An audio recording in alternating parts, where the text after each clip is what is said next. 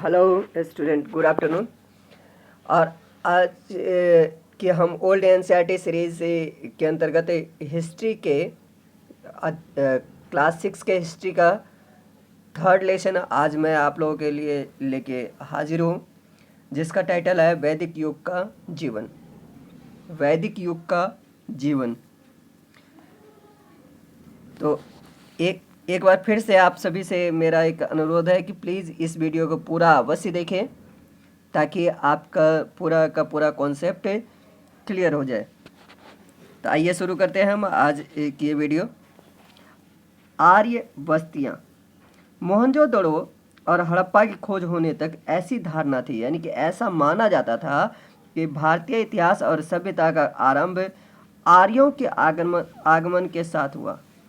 यानी कि जब तक हड़प्पा की खोज नहीं हुई थी या मोहनजोदड़ो की खोज नहीं हुई थी, तब तक ऐसा माना जाता था कि भारतीय इतिहास और सभ्यता की शुरुआत आर्यों के आने के साथ ही हुआ है।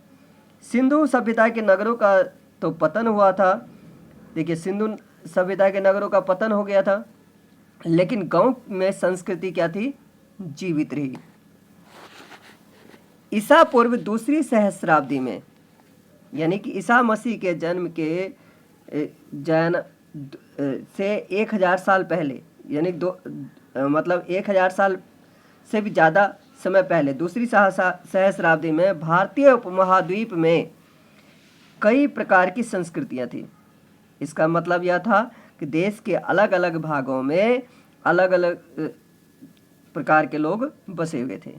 इसी युग में भारतीय आर्य भाषा, जो कि वैदिक संस्कृति का आधार है, भारतीय आर्य भाषा ही वैदिक संस्कृति, भारतीय आर्य भाषा से ही वैदिक संस्कृति उत्पन्न हुई है। बोलने वाले लोग, आर्य भाषा बोलने वाले लोग पश्चिम और उत्तर भारत में प्रकट हुए, यानी कि वो यहाँ पे आए। हम नहीं जानते कि वे लोग कहाँ से आए। शायद वे उत्तर पूर्वी ईरान से या कैस्पियन सागर। देखिए यहाँ पे ये मिस प्रिंट है, थोड़ा ध्यान से। ये या कैस्पियन नहीं है, या कैस्पियन सागर के समीप से। कैस्पियन सागर ईरान के उत्तर में है। सागर के समीप के क्षेत्र से या मध्य एशिया से आए, ऐसा अनुमान लगाया जाता है। पश्चिमी एशिया और यूरोप में जाकर बसे विभिन्न आर्य भाषाएं बोलने वालों से पृथक पहचान के लिए भारत में आए आर्य भाषियों को हम, ये देखिए, क्योंकि पश्चिमी एशिया और यूरोप में भी कुछ आर्य लोग जाके बस गए, कुछ आर्य लोग भारत में भी आए, तो भारत वाले आर्य भाषियों को पहचानने के लिए भारतीय आर्य यानी कि इंडो आर्य कहा जाता है या कहते हैं। इनकी प्रजाति के बारे में हम कुछ नहीं जानते। हम यह भी नहीं कह सकते कि पश्चिम और उत्तर के भारत में पहले से आबाद लोगों की प्रजाति से वे अलग थे या नहीं। पहले सोचा गया था कि आर्यभाषी लोगों ने बड़ी तादाद में, यानी कि बहुत बड़ी संख्या में आकर देश पर हमला किया। पहले यह माना जाता था कि बहुत बड़ी संख्या में ये आर्य लोग आकर देश पर हमला किया, परंतु यह सिद्ध करने के लिए बहुत कम सबूत हैं, यानी कि सबूत का अभाव है। इसलिए आजकल अनेक इतिहासकारों का मत है, यानी कि मानना है, विचार है कि वे लंबे समय तक छोटे छोटे समूहों में आए और पहले से बसे हुए लोगों के साथ रहने लगे, इसलिए भाषा तथा रहन सहन में मेल मिलाप हुआ। भारतीय इतिहास के इस काल को वैदिक युग कहते हैं। जिस काल की ये बात हो रही है, इसको वैदिक युग कहते हैं। क्यों कहते हैं? क्योंकि इस युग के इतिहास की रचना वैदिक साहित्य के स्रोत, यानी कि वैदिक साहित्य इसके सोर्स के है, यानी जिसके आधार पर इस समय के इतिहास की रचना की गई है। परंतु पिछले 40 वर्षों में वैदिक युग के इतिहास के लिए पुरातत्व विज्ञान के भी सबूत मिले हैं। जिन क्षेत्रों में आर्यभाषियों की संस्कृति का विकास हुआ है, वहाँ ऐसे लोगों की बस्तियाँ थी जो पशुचारी और कृषक थे। पशुचारी यानी कि पशु को चराने वाले, और कृषक यानी किसान। जो खेती बाड़ी करने वाले होते हैं उसको कृषक कहते हैं। यानी कि जिन क्षेत्रों में आर्यभाषियों की संस्कृति का विकास हुआ, मतलब जिस क्षेत्र में आर्यभाषी की संस्कृति का विकास हुआ वहाँ ऐसे लोगों की बस्तियां थी जो पशुचारी थे और कृषक थे, और जो खास प्रकार के मिट्टी के चित्रित भूरे बर्तनों का चित्रित भूरे बर्तनों का प्रयोग करते थे, जिन्हें क्या कहा जाता था? चित्रित धूसर भांड। भांड का मतलब होता है पके हुए मिट्टी के बर्तन। पकाए हुए मिट्टी के बर्तन को भांड कहते हैं, जिन्हें चित्रित धूसर भांड कहते हैं, इस्तेमाल करते थे। इन क्षेत्रों के समीप ही यानी कि इसके पास ही अन्य किस्म के मिट्टी के वे बर्तन मिले हैं, वे काले और लाल भांड हैं। इसलिए अब साहित्यिक और पुरातात्विक दोनों ही स्रोतों के आधार पर वैदिक युग का इतिहास रचना संभव है। अब यह भी समझा जाता है कि वैदिक संस्कृति पहले से विद्यमान यानी कि पहले से मौजूद स्थानीय संस्कृतियों के कुछ विचारों तथा रीति रिवाजों और कुछ नए विचारों तथा रीति रिवाजों के मिश्रण का परिणाम है। आर्य सबसे पहले पंजाब में बसे, धीरे धीरे वे दक्षिण पूर्व की ओर आगे बढ़कर दिल्ली के उत्तरी प्रदेश में आबाद हुए। उस समय यहाँ पास ही सरस्वती नदी बहती थी, परंतु इस नदी का जल धीरे धीरे सूख गया। यहाँ आर्यभाषी लोग कई सालों तक रहे और यहीं पर उन्होंने अपने सूक्तों का संग्रह ऋग्वेद की रचना किया। ऋग्वेद क्या है? ध्यान रखिएगा, सूक्तों का संग्रह। सूक्त मतलब श्लोक, मंत्रों का संग्रह है, जिसको क्या कहा जाता है? ऋग्वेद तैयार किया। इसी प्रदेश में कुरुक्षेत्र का मैदान है, और ऐसा माना जाता है कुरुक्षेत्र के इसी मैदान में पांडवों और कौरवों का युद्ध हुआ था। कुछ समय बाद इनमें से कुछ लोग पूर्व की ओर गंगा की घाटी में आगे बढ़े। घने जंगलों को साफ करते हुए वे आगे बढ़े। इनमें से कुछ जंगलों को तो उन्होंने जला कर साफ किया और कुछ को लोहे की कुल्हाड़ियों से काटकर। अब वे लोहे के औजार और हथियार बनाने लगे थे। आरंभ में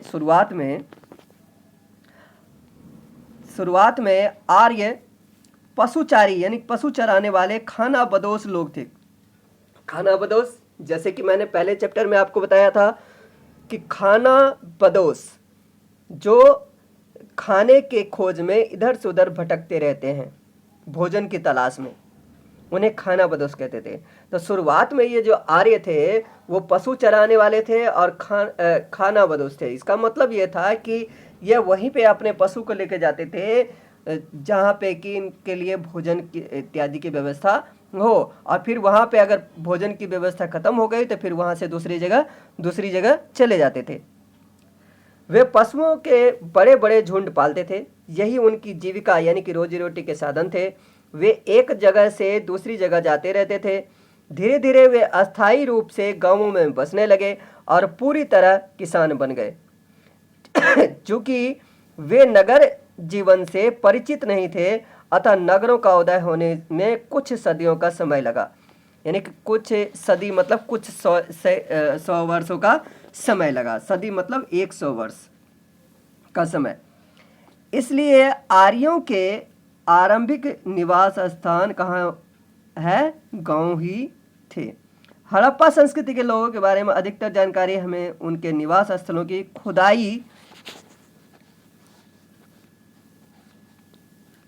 खुदाई करने से मिली है, परंतु आर्य के बारे में बात ऐसी नहीं है। यानी कि देखिए, हड़प्पा संस्कृति की जानकारी हमें खुदाई के बाद प्राप्त हुई है, लेकिन आर्यों के बारे में जानकारी सूक्तों से मिलती है। सूक्त मतलब मंत्रों से, जिनकी उन्होंने रचना की थी, जिन्हें कंठस्थ रखकर यानी कि पूरी तरीके से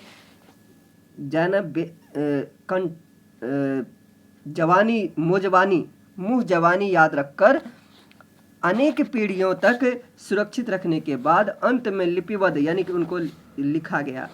इसे हम साहित्यिक साक्ष्य यानी कि साहित्य रूपी सबूत कहते हैं। और इससे हमें उनके इतिहास के लिए सुराग मिलते हैं। परंतु इधर के वर्षों में पश्चिमी उत्तर प्रदेश के हस्तिनापुर और अतरंजी खेड़ा जैसे कुछ स्थानों पर की गई खुदाई में उस समय की संस्कृतियों के बारे में कुछ और जानकारी मिली है। आर्यों ने अपने देवताओं की स्तुति में सूक्तों की रचना की। उन्होंने अपने धार्मिक अनुष्ठानों, कार्यों और पूजा पाठ के बारे में नियम बनाए और जिसकी जानकारी हमें 4 वेदों से मिलती है। कौन कौन से वेद थे? ऋग्वेद, यजुर्वेद, सामवेद, अथर्ववेद। तो ये 4 वेद हैं। तो वेदों की संख्या कितनी है याद रखिएगा, 4 हैं, ऋग्वेद, यजुर्वेद, सामवेद और अथर्ववेद। अब आगे है राजा और उसके पदाधिकारी। उस काल का समाज कबीलों या जनजातियों में बटा हुआ था। प्रत्येक कबीला एक खास प्रदेश में बसा हुआ था, लेकिन ये अक्सर आपस में लड़ा करते थे। पशुओं के झुंडों के लिए चारागाहों यानी कि चराने की आवश्यकता थी, चराने की जगह की आवश्यकता थी और इन चारागाहों पर अधिकार करने के लिए कबीलों में लड़ाई होती थी। प्रत्येक कबीले का एक राजा या सरदार होता था, जिन्हें प्रायः उसके बल तथा शौर्य के आधार पर यानी शक्ति के आधार पर चुना जाता था। बाद में राजा का पद वंशानुगत हो गया, यानी कि वंश के अनुसार हो गया, अर्थात राजा की मृत्यु के बाद उसका पुत्र राजा होता था। राजा का कर्तव्य था कि वह अपने लोगों की रक्षा करे और उसके संबंधी इसमें उसकी मदद करते थे। यानी कि राजा के जो संबंधी होते थे वो इनकी मदद करते थे। राजा कबीले की इच्छा के अनुसार शासन करता था, यानी कि जब तक कबीले की इच्छा हो तब तक वो शासन करते थे और इसमें कई व्यक्ति उसकी मदद करते थे। योद्धाओं का एक नायक होता था जिसे क्या कहते थे? सेनानी कहते थे। सेनानी हमेशा राजा के साथ रहता था। एक पुरोहित होता था जो राजा के लिए धार्मिक अनुष्ठान करता था और उसे सलाह देता था। अब देखिए, अब पुरोहित के यहाँ पे समझिए, पुरोहित के मुख्य रूप से 2 काम यहाँ पे हैं कि पहला है धार्मिक अनुष्ठान करना और दूसरा है सलाह देना। दूतों के जरिए वह नज़दीक के गांवों में बसे हुए कबीलों के लोगों से संपर्क स्थापित करता था। राजा गांवों के मुखियों से सलाह मशवरा करता था। यदि किसी अत्यधिक यानी कि बहुत अधिक महत्व के मामले पर विचार करना होता तो राजा समुच्चय कबीले की सलाह लेता था, यानी कि जिससे कि पूरे के पूरे जो है ना कबीले पर अगर असर डालने वाली कोई विचार होती थी, कोई बात होती थी, उसमें पूरे कबीले से सलाह लेता था। और ये संस्थाएं जो थी वो समिति और सभा कहलाती थी, जो राजा जिसमें कि राजा जो है ना सलाह लेते थे। समिति में कोई भी व्यक्ति अपनी स्पष्ट राय दे सकता था। जान पड़ता है कि सभा चुने हुए लोगों की एक छोटी संस्था थी। समिति मतलब बड़ी संस्था और सभा छोटी संस्था, ऐसा हम कह सकते हैं। ग्राम, कबीला छोटी छोटी इकाइयों में बटा हुआ था जिन्हें ग्राम कहते थे। छोटी छोटी इकाइयों में बटा हुआ था। प्रत्येक ग्राम में कई परिवार बसते थे।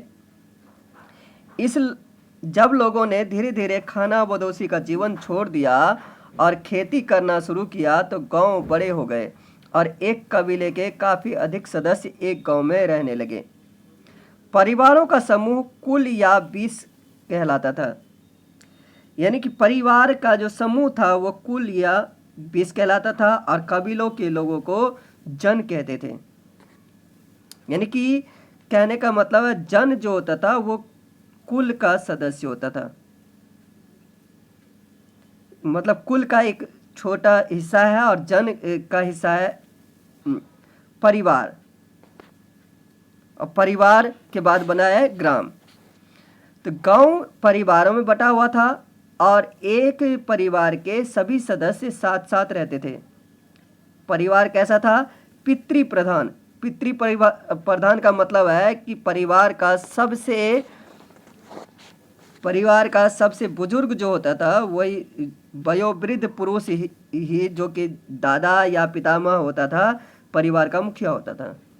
परिवार में यह अधिकार का पद था क्योंकि मुखिया सब निर्णय लेता था और परिवार के अन्य सदस्यों को दूसरे सदस्यों को उसका निर्णय स्वीकार करना पड़ता था।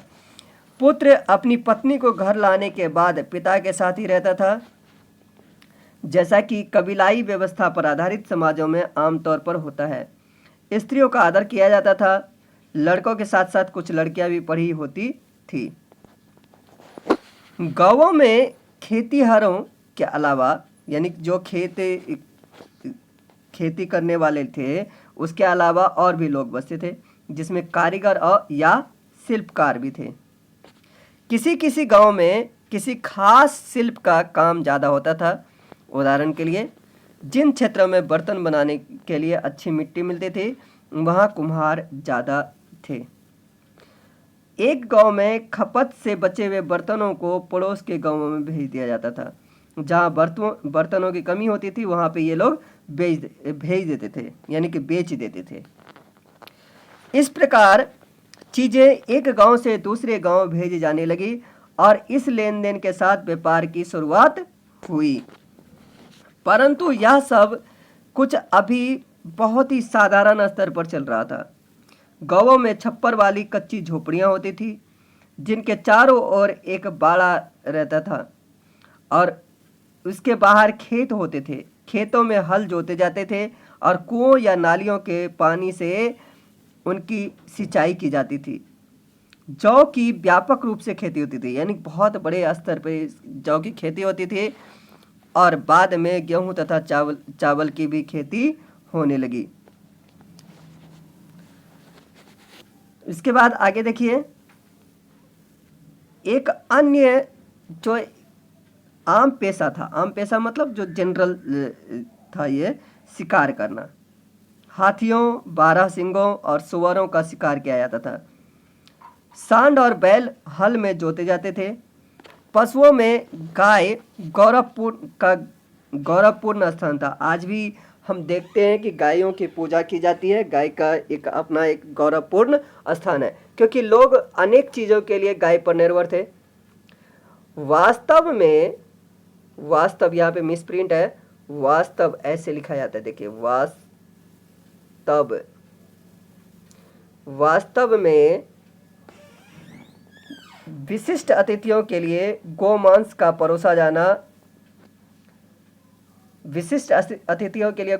परोसा जाना सम्मान सूचक माना जाता है। हालांकि बाद की सदियों में ब्राह्मणों के लिए इसका सेवन वर्जित माना गया। मनुष्य के जीवन को 100 गायों के जीवन के बराबर माना जाता था, तुल्य समझा जाता था। यदि कोई मनुष्य दूसरे की हत्या कर डालता तो उसे दंड के रूप में मृतक के परिवार को 100 गायें देनी पड़ती थी। घोड़ा मूलतः भारतीय पशु नहीं है। इसे आर्य लोग ईरान और मध्य एशिया से भारत लाए थे। घोड़े रथ खींचते थे और रथों का इस्तेमाल युद्ध में होता था। रथ दौड़ एक प्रिय मनोरंजन था। रथकार यानी कि रथ को चलाने वाला और रथ बनाने वाला, उसका जो रथ की सवारी करता था उसका सम्मान समाज में था। हल्का 2 पहियों का रथ ऊंची हस्ती का सूचक माना गया था, यानी कि जिसके पास 2 पहियों का रथ है उसे जो है ना ये माना जाता था कि भाई बहुत ऊंची हस्ती है। और बाद के युगों में राजाओं को रथ दौड़ाते या हाथी की सवारी करते दिखाया गया है। घोड़ा एक महत्वपूर्ण धार्मिक प्रतीक भी बन गया था। अश्वमेध यज्ञ में एक घोड़ा छोड़ा जाता था और जितने प्रदेश में यह घूमता था उतने पर घोड़ा छोड़ने वाले राजा का अपना अधिकार जताता था, यानी कि उसमें राजा का अधिकार माना जाता था जिसने वो घोड़ा छोड़ा है। अब हम जानते हैं जनजीवन। आर्य और दस्यु, यानी कि आर्य कौन थे और दस्यु कौन थे, इसके बारे में हम जानते हैं। आर्य जब उत्तर भारत के विभिन्न क्षेत्रों में बस गए तो स्थानीय लोगों से उनकी शत्रुता रही, यानी कि दुश्मनी रही। इन स्थानीय लोगों को ये जो आर्य लोग थे वो दास और दस्यु कहते थे। आर्य अपने आप को श्रेष्ठ या कुलीन मानते थे और इन्हें जो है ना ये दस्यु कहते थे, दास कहते थे। आर्यों के जो देवता थे उनकी दास और दस्यु पूजा नहीं करते थे। उनकी भाषा भी वैदिक संस्कृत से अलग थी, भिन्न थी। दासों के कुछ मुखिया का बड़ा सम्मान किया जाता था, परंतु अनेक दास लोगों को गुलाम बनाया गया था, इसलिए अंततः दास का अर्थ होता गया गुलाम। जिन दासों को गुलाम बनाया गया था उन्हें बड़े कठिन और घटिया काम करने पड़ते थे और उनके साथ भला व्यवहार नहीं किया जाता था। परंतु आर्य स्थानीय लोगों के साथ घुल मिल गए और उन्होंने स्थानीय परिवारों के साथ विवाह संबंध भी स्थापित किया। आर्य शब्द सम्मानित व्यक्ति का द्योतक है, यानी कि आर्य शब्द से मतलब होता है सम्मानित व्यक्ति। अब देखिए समाज की बात कर लेते हैं, समाज किस प्रकार का था। तो स्वयं आर्य भी 3 समूह में बटे हुए थे। सबसे शक्तिशाली समूह था राजा और उसके सैनिक, जिन्हें क्षत्रिय कहते थे, और उतने ही महत्वपूर्ण थे पुरोहित और ब्राह्मण। उसके बाद शिल्पकारों और किसानों का अथवा वैश्यों का स्थान था। यानी कि कहने का मतलब है सबसे महत्वपूर्ण क्षत्रिय थे, फिर उसके बाद ब्राह्मण थे और उसके बाद वैश्य थे, और इसके अलावा एक चौथा वर्ग भी था जो शूद्र कहलाता था। यह वर्ग दस्युओं और उन आर्यों से बना था जिन्हें नीच समझा जाता था। इस प्रकार आर्य समाज धीरे धीरे 4 समूहों या 4 वर्णों में बट गया: क्षत्रिय, ब्राह्मण, वैश्य और शूद्र। आरंभ में कोई बालक अपना मन चाहा पेशा चुन सकता था। धीरे धीरे बच्चे वही पेशा अपनाने लगे जो उनके बाप का होता था। शुरू में ब्राह्मणों और क्षत्रियों का दर्जा समान था, परंतु धीरे धीरे ब्राह्मण प्रभावशाली हो गए और उन्होंने समाज में अपना पहला स्थान प्राप्त कर लिया। धर्म को अत्यंत महत्वपूर्ण बना देने से उन्हें यह स्तर मिल गया। अब आगे बात करते हैं इनके व्यवसाय और धंधे की।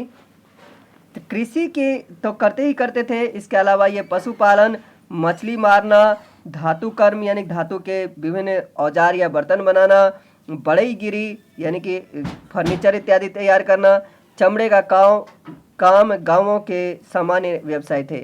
धातु कर्मकारों को अब एक नई धातु मिल गई थी, जो कि क्या था? लोहा। लोहे के उपयोग ने जीवन को सुगम यानी कि आसान बना दिया था। लोहा कठोर और मजबूत होने के कारण औजार तथा हथियार बनाने के लिए तांबे या कांसे से बेहतर था। भारत में लोहे का उपयोग 1000 ईसा पूर्व से कुछ पहले शुरू हुआ। सबसे पहले तीर के नोकों, भाले के नोकों, तलवार। सबसे पहले लोहे का प्रयोग किसके लिए होता था? तीर के नोकों, भाले के नोकों, तलवारों और चाकू जैसे हथियारों का इस्तेमाल हुआ। बाद में लोग लोहे की कुल्हाड़ियाँ बनाने लगे।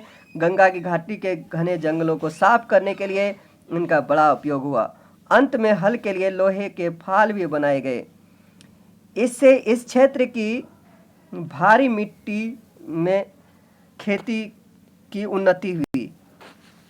पुरोहित धार्मिक अनुष्ठानों में लगे रहते थे, विशेषकर उन बड़े यज्ञों में जो अनेक दिनों तक अथवा महीनों तक चलते थे।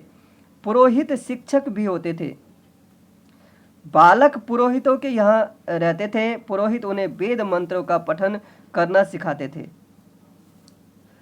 अब यहाँ पे ध्यान दीजिए, अभी हमने देखा कि पुरोहित की बात है, इससे पहले हमने किया था कि अब इस तरीके से पुरोहित के मुख्य रूप से जो कार्य है, एक कार्य हो गया आपका राजा को सलाह देना, दूसरा हो गया आपको कहा जाना शिक्षक के रूप में शिक्षा देना, और तीसरा हो गया धार्मिक अनुष्ठान, और चौथा वैद्य कर्म भी था, जो कि हम आगे देखेंगे। ये क्या करते थे, बालकों को वेद मंत्र का पाठ करना सिखाते थे। एक सूक्त में वेद पाठी विद्यार्थियों का बड़ा दिलचस्प वर्णन है। लिखा है कि शिष्य जब गुरु के पाठ दोहराते हैं तो ऐसा लगता है मानो वर्षा के आगमन के पहले मेंढक टर टर कर रहे हो, मतलब मेंढक की टरटराहट हो। अब आगे की बात करते हैं। पुरोहित्य गांव के वैद्य भी होते थे। अब जैसा कि मैंने अभी आपको कुछ दिन देर पहले बताया था कि पुरोहित्य के मुख्य रूप से कई कार्य थे, जिसमें पहला कार्य था राजा को सलाह देना, दूसरा था धार्मिक अनुष्ठान, तीसरा शिक्षक का था दायित्व, चौथा धार्मिक अनुष्ठान संपन्न करवाना, और पांचवा वैद्य का था। यानी कि कुल मिला के 5 कार्य थे पुरोहित्य के। उन्हें जड़ी बूटी और पेड़ पौधों की जानकारी होती थी, और जब कोई बीमार पड़ता था तो उसे दवा देने के लिए पुरोहित को बुलाया जाता था। अब इस समय के वस्त्र किस प्रकार के थे उसकी चर्चा करते हैं हम। तो ये लोग जो वस्त्र पहनते थे वे हड़प्पा संस्कृति के लोगों से ज़्यादा अलग नहीं थे। इनके पहनावे दो वस्त्र होते थे, एक ऊपर का और दूसरा नीचे का। एक अन्य पोशाक टखनों तक पहुंचते थे। टखना कहते हैं कि यहाँ घुटने से थोड़ा नीचे। सिर पर पगड़ी भी बांधी जाती थी। आभूषणों का भी इस्तेमाल होता था, और ये गहने स्वर्ण या अन्य धातुओं के होते थे।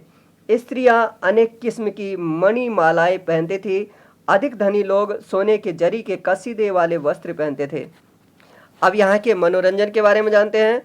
मनोरंजन, रथों की दौड़ के खेल के अलावा नाच और गाने का भी उन लोगों को बड़ा शौक था।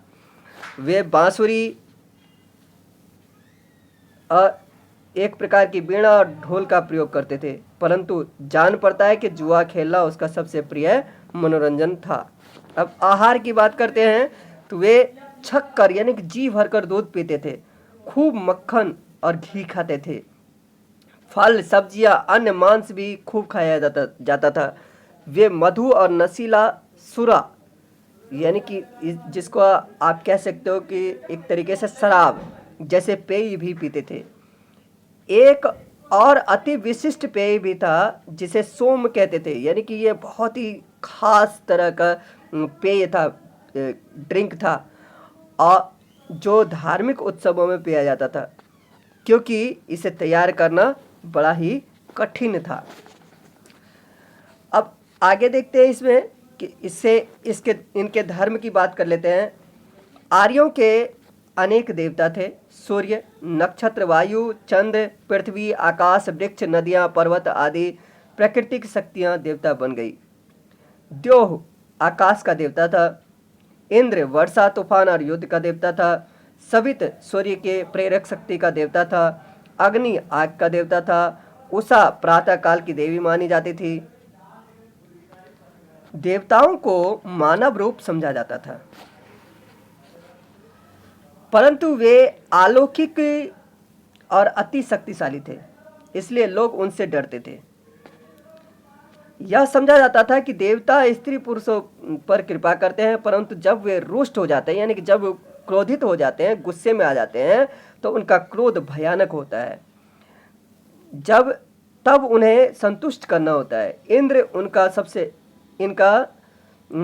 सबसे प्रिय देवता था, क्योंकि वह पराक्रमी था और आर्यों के शत्रुओं तथा राक्षसों का विनाश करने में समर्थ था। आर्यों का विश्वास था कि पुरोहितों द्वारा किए गए यज्ञों से देवता संतुष्ट होते हैं। इन यज्ञों के लिए भव्य तैयारियां की जाती थी, वेदियां बनाई जाती थी। पुरोहित वेद मंत्रों का पाठ करते थे और पशुओं की बलि दी जाती थी। पुरोहितों को स्वर्ण, पशु, घोड़े और वस्त्र दान में दिए जाते थे। सोमरस का पान किया जाता था। पुरोहित देवताओं से प्रार्थना करते थे कि वे राजा की गुहार यानी कि राजा की जो पुकार है वो सुने। लोगों का विश्वास था कि देवता उनकी पुकार सुनते हैं और उनकी मनोकामना पूरी करते हैं। पुरोहित देवताओं और मनुष्यों के बीच संदेशवाहक बन गए, यानी कि मैसेंजर का काम करने लगे, इसलिए सहज ही शक्तिशाली हो गए। परंतु सभी लोग यज्ञ बलि वाले इस धर्म से संतुष्ट नहीं थे। उनके दिमाग में दूसरे सवाल उठते थे। वे जानना चाहते थे कि यह विश्व कैसे बना, देवता कहाँ से आए, मनुष्य को किसने बनाया। इन सवालों का उत्तर खोजने के लिए और विचार विमर्श करने के लिए दार्शनिक गांवों को छोड़कर जंगल के शांत स्थलों में चले गए और उनके विचारों को उनके शिष्यों ने कंठस्थ रखा, यानी कि पूरी तरीके से जवानी याद रखा और बाद में उन्हें लिपिबद्ध किया गया। इन विचारों को आज हम उपनिषदों में पढ़ सकते हैं। उपनिषद वेद के अंग हैं। तो इस प्रकार